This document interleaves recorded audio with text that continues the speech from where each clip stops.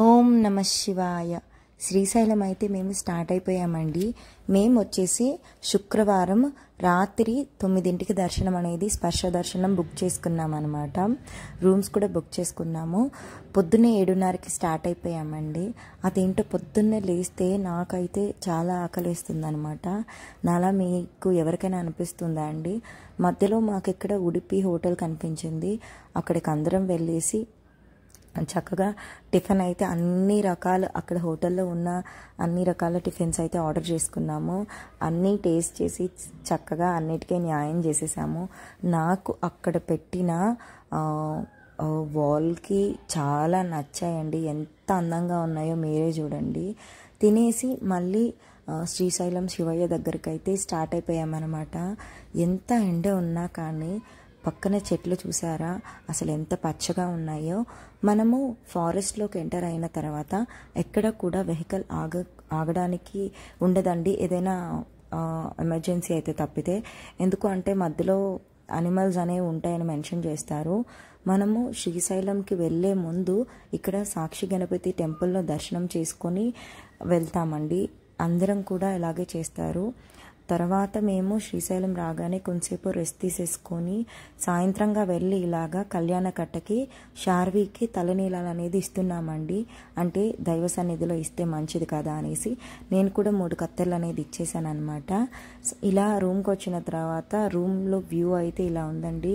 ఎంత చక్కగా ఉందంటే నైట్ టైము ఒక్క దోమ కూడా లేదండి. అంత బాగా మెయింటైన్ చేశారు రూమ్లో అక్కడ అంతా కూడా. తర్వాత ఇలాగా తలనీలాలు ఇవ్వడానికి శార్వీని తీసుకొచ్చాం కదా, ఎంత ఏడ్చిందంటే ఎవరూ లేకపోయేసరికి. పన్వి ఉండింటే ఏడ్చేది కాదండి, కానీ పన్వి రూమ్లో ఉందన్నమాట. మా ఫ్రెండ్స్తో పాటు నా బెస్ట్ ఫ్రెండ్తో పాటు ఉందన్నమాట అక్కడ.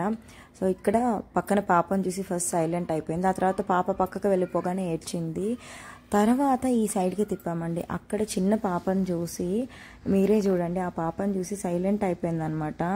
ఎంత సైలెంట్గా చేయించుకుంటుందంటే చక్కగా అసలు అల్లరి చేయకుండా పిల్లలు ఎలా ఉంటారో అలా చేయించేసుకుంది.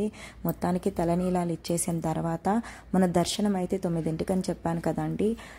రూమ్కి వెళ్ళిన తర్వాత స్నానాలు చేయించేసుకొని తిండి పెట్టేసి వాళ్ళకి దర్శనంకి స్టార్ట్ అయిపోయేటప్పటికే 8:48 అయిపోయిందండి.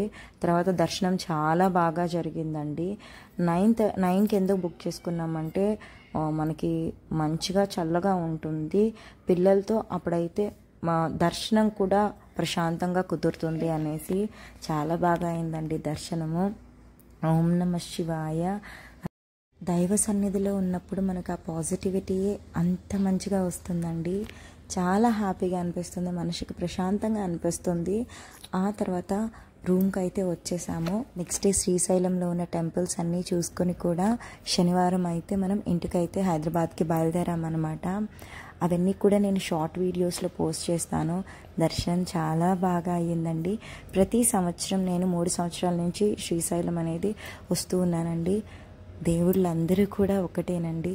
ఎక్కడ దైవ సన్నిధికి వెళ్ళినా కూడా మనసుకి చాలా ప్రశాంతంగా అనిపిస్తుంది.